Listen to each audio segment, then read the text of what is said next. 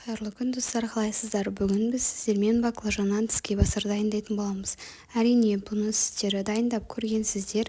Мен үшін осылай дайындаған ыңғайлы және құрбан айтқа қойғанға өте әдемі көрінеді екен.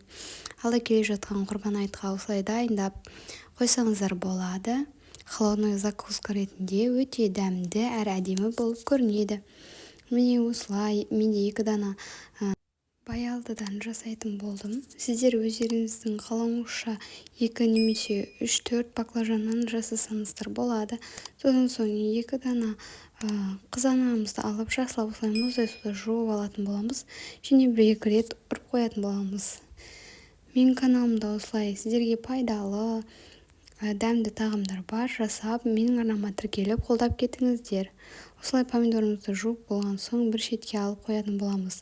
Содан соң суымызды алмастырып, мұздай етіп қойып алып, жаңағы турап алған баялдыларымыздың барлығын мұздай суға салып, үстінен 1 шай қасық немесе 1 ас қасық тұз салып, 5 минутқа немесе 3-4 минутқа бұқтырып қоятын боламыз.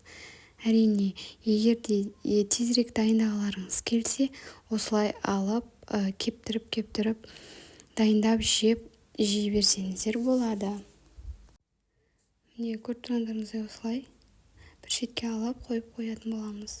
Содан соң құрғақ сүлгімізді немесе осылай қағаз салфеткамызды алып қойып алуымызға болады.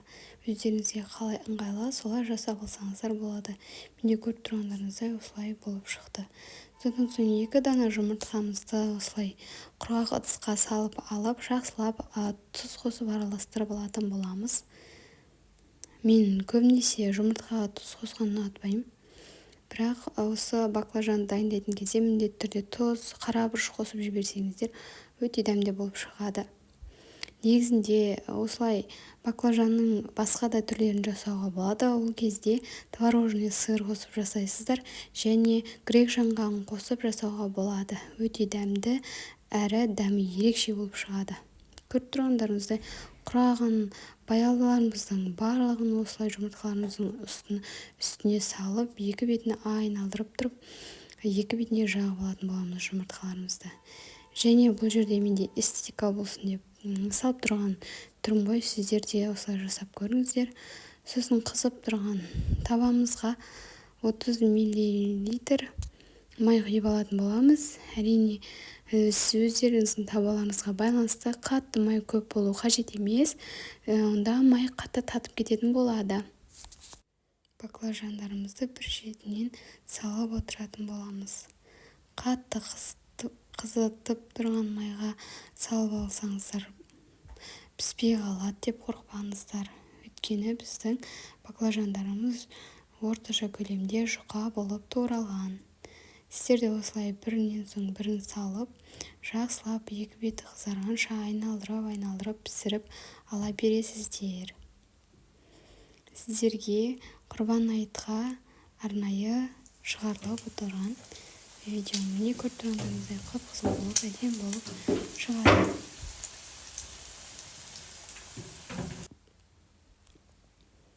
Барлығын осылай пісіріп алған соң, соусын дайындауға кірісетін боламыз.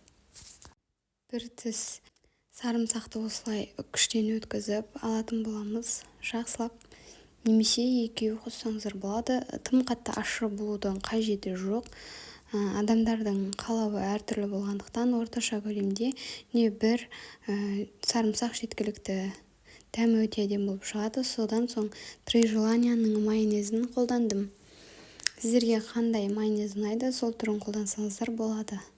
Содан соң дәмін кіргізу үшін укропты қостым әрине. Көріп тұрғандарыңыздай осы үшеуін жақсылап араластырып алып, жағып алатын боламыз. Көріп тұрғандарыңыздай осылай жақсылап араластырып алатын боламыз. Араласқан соң иісі де дәмі де өте керемет болатын соусымыз дайын болып шығады. Содан соң жаңағы қуырылып, дайын болып пісіп шыққан баялдыларымыздың ортасына жағып алатын боламыз. Ең алдымен ол кезде помидорларымызды турап дайындап қоятын боламыз. Әрине мен помидорды өзімнің қалауыммен турап алдым. Егер сіздерге бұлай ұнамайтын болса, басқа шалап турап алсаңыздар болады. осылай бір шай қасықты толтырып жағып алатын боламыз. Содан соң помидорымызды осылай ортасына салып, үйде бар ағаш таяқшалардың көмегімен тығып бастырып қойсаңыздар болады. Мен ортасына немесе салат жапырағын қосып дайындап алсаңыздар болады. Мен қосуды ұмытып кетіппін, бірақ осылай да әдемі болып шығады. Қонақтар келген кезде жасай салатын ең оңай тіске басар деп айтсам да болады. Дәмі өте керемет, маған ұнайды, жасап жеп көріңіздер. Және де менің арнама тіркеліп қоңырауша белгісін басып кетіңіздер. Менімен осы видеоның соңына дейін болғандарыңыз үшін рахмет, сау болыңыздар. Менің арнамда сіздерге ұнайтын рецепттер бар, тіркелуді ұмытпаңыздар.